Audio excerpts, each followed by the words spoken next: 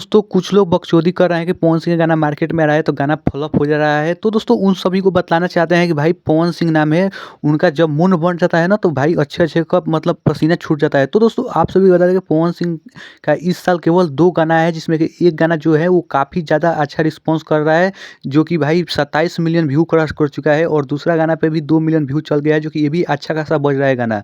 तो दोस्तों आपसे भी बता दें कि पवन सिंह का इस साल कम से कम 20 से 25 गाना शूट होके रखा हुआ है, जो कि काफ़ी ज़बरदस्त ज़बरदस्त गाना है, जो कि गाना आएगा तो पूरा बवाल और तबाही मचा कर रख देगा। और दोस्तों आप सभी बता दें कि पवन सिंह ही ऐसा इंसान है कि हर एक साल सबसे ज़्यादा हिट गाना देते हैं और सबसे कम फ्लॉप गाना देते हैं। और दोस्तों और सब जितने भी स्टार है जाके गिनती कर लेना, मतलब 20 गाना अगर मतलब 50 गाना गाते हैं तो उसमें से 40 गाना फ्लॉप ही रहता है, 10 ही गाना हिट होता है।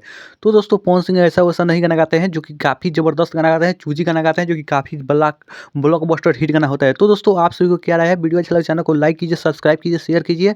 फिर मिलते हैं किसी नेक्स्ट वीडियो में। और दोस्तों पवन सिंह का मुंड बन चुका है और भाई मतलब तगड़ा-तगड़ा गाना